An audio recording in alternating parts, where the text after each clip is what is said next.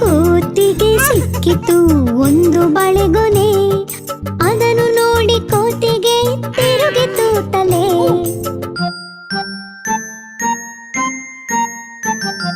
ಥಟ್ಟನೆ ಕೋತಿ ಬಾಳೆಹಣ್ಣುಗಳನ್ನು ಬಿಡಿಸಿ ಅಲ್ಲಿ ಇಲ್ಲಿ ಇಲ್ಲಿ ಅಲ್ಲಿ ಎಸೆಯಿತು.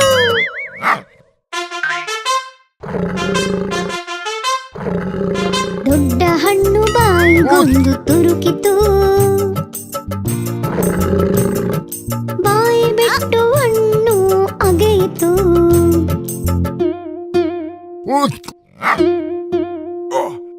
ಒಂದು ಚೂರು ಗಂಟಲಿನೊಳಗೆ ಸಿಕ್ಕಿಕೊಂಡು ಮುಖವು ನೀಲವಾಯಿತು. ಕರಡಿ ಅಣ್ಣನು ಕೋತಿರಾಯನಿಗೆ ಒಂದು ಲಾತು ಕೊಟ್ಟು ಹೀಗೆ ಹೇಳಿದನು, ಆಹಾರವನ್ನು ತುರುಕಬಾರ್ದು, ಚಿಕ್ಕ ಚೂರು ತಗೋಬೇಕು, ಬಾಯಿ ಮುಚ್ಚಿ ಅಗೀಬೇಕು.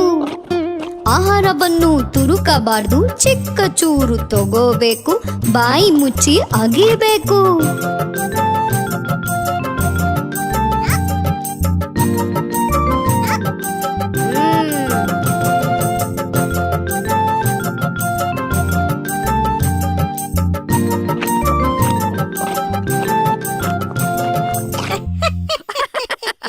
ನಾನು ಕೋತಿ ತಿಮ್ಮನಾಗಲ್ಲ, ನಾನು ಚಿಕ್ಕ ಚೂರು ತಗೋತೀನಿ, ಮತ್ತೆ ಬಾಯಿ ಮುಚ್ಚಿ ಅಗಿತೀನಿ, ಮತ್ತೆ ಆಹಾರ ಕೆಳಗೆ ಬೀಳದಂತೆ ಪ್ರಯತ್ನ ಪಡ್ತೀನಿ.